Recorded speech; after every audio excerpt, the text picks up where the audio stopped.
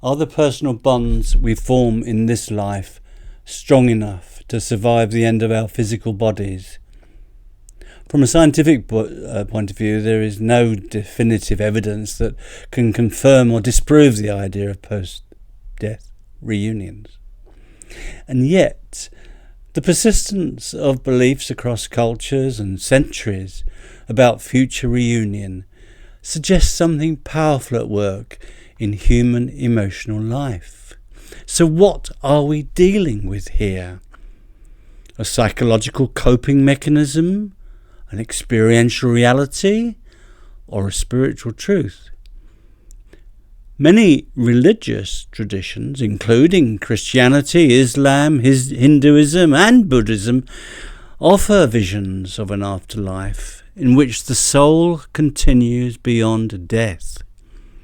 In many interpretations, loved ones are reunited in heaven or in paradise or in another spiritual realm. Death is not an ending, then, but a transition. For believers, reunion is not wishful thinking, but a continuation of divine order. Relationships grounded in something eternal rather than in what is merely biological. And beyond formal religion, individuals across cultures report powerful mystical experiences during meditation, breathwork, or altered states of consciousness.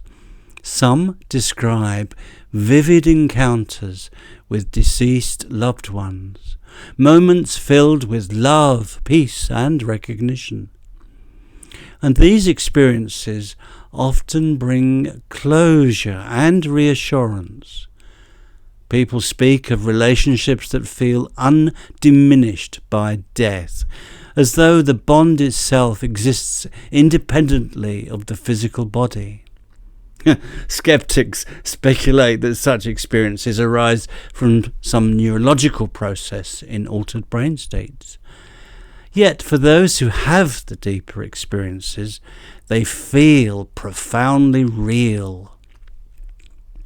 Seeing death as a transition rather than annihilation can soften grief during a bereavement. The idea of reunion fits comfortably within holistic worldviews that emphasize interconnectedness, a return to universal consciousness or spiritual unity.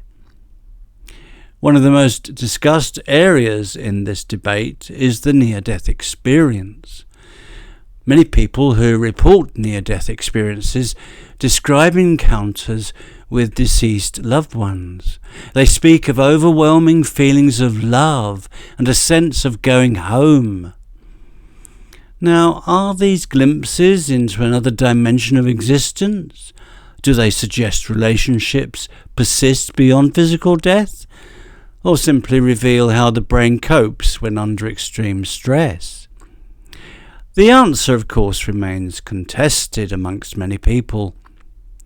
The idea of reunion also appears in accounts by psychics of afterlife communication, though, and one of the most well-known figures in 20th century mediumship was a chap called Leslie Flint. Now, Flint conducted seances in which independent voices were reportedly heard speaking in the room, voices that did not appear to come from his own mouth or from anyone present. There were a huge number of cases in which people were said to speak to deceased loved ones, and the deceased responded in normal conversations. Now, Flint was subjected to extensive testing, as you might expect, bound to chairs, his mouth sealed with tape, fitted with throat microphones, and observed under infrared lights. But supporters claim that in hundreds of sittings, no collaborator produced the voices, and no other fraud was demonstrated. Among the voices allegedly heard were historical figures, including Queen Victoria, who it seems was still with Albert on the other side. Speaking of him, she said, "We are still very, very concerned and interested in all the things that transpire in your world." Recordings also include accounts attributed to ordinary individuals claiming joyful reunions with loved ones after death. A recording includes an account by a man named George Wilmot, purportedly from beyond the grave. According to this communication, this man awoke in an afterlife, and he allegedly said he met there a young woman he was sweet on during the war in France before she died, together with her family. Skeptics remain unconvinced, citing incidents of deception within the field of spiritualism. Yet belief in mediums remains widespread, with many grieving individuals reporting meaningful experiences through such encounters. Now, the 18th century Swedish mystic Emanuel Swedenborg wrote much about this area. He described detailed experiences of what he called the spiritual world. This was long before modern psychical research. When he was in a unique state of consciousness, he claimed to have communicated with the spirits of deceased individuals. His books report on both his own experiences of the hidden realm and what spirit communicators had told him about it. According to his books, after one dies, one gradually becomes aware of an environment around, and one retains memory and individuality. And shortly after death, we recognize friends and relatives and acquaintances, and there can be joy in reunion, if there was continuing care in the relationship, genuinely so. Spirits are said to meet and converse with their relatives, friends and companions from earthly life. Their new lives closely resemble their former ones, he said, until they are fully initiated into spiritual realities. Now, his account adds nuance regarding what we can think of as an inner alignment between people. In his experience, proximity in the afterlife is not determined by earthly ties alone, but by similarity in desires and character. Shared thoughts result in instant presence, and recognition becomes there because there is no physical limitation of place. That is, when people of similar inequality naturally gravitate towards one another, this is shown. Those inwardly dissimilar, even if married on earth, may gradually part.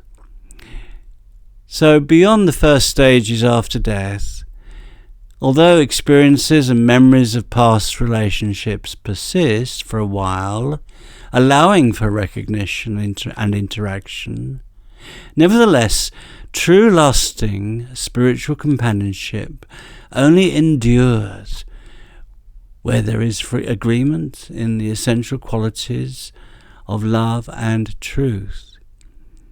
Friendship and kinship are thus spiritual matters.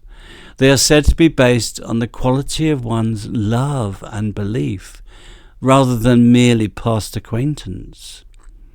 People of similar spiritual quality recognize each other as if they were lifelong friends, even if they had not met before on earth, while dissimilar souls feel distant, even if they were close on earth. In Swedenborg's vision, heaven is thus less about reunion with everyone we once knew, but more about alignment of souls. He even addressed sexual partnerships. Couples, he wrote, typically meet again in an intermediate spirit realm. They recognize one another and rediscover their true feelings. We are told that all that one loves and desires stays with one in the next life. This is said to be because what one deeply feels is the inner being of one's life. Where there is deeper inner harmony, the union continues forever. Partners feeling as though they were born for each other. But where there is hidden yet inner discord, separation follows. New partnerships may form based on genuine inner compatibility.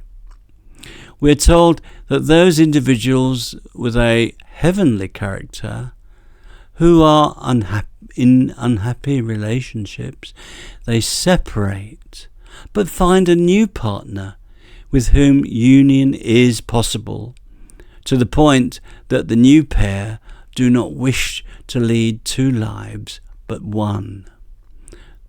They are indeed kindred spirits. So if, for example, you had 4 sexual partners during your life, in the next life you will live with one person with whom you share the deepest, most genuine and inner bond. But if none of those earthly partnerships were truly spiritual, a new union might be provided by divine providence for you that brings about that harmony of 2 into 1. In this video, I've talked about afterlife reunion in terms of the beliefs of spiritual and religious traditions, in terms of the testimony of mystical experience, in terms of the activity of mediums such as Leslie Flint, and in terms of the experience, the extraordinary experience of Emanuel Swedenborg, whose idea is of inner alignment and the future of sexual partnerships. Science remains cautious.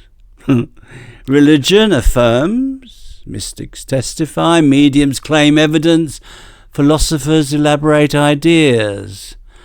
But the human longing for continued connection may itself be one of the strongest forces reflecting reality. Thanks for listening to me. If you've been interested, why not give me a like and offer a comment?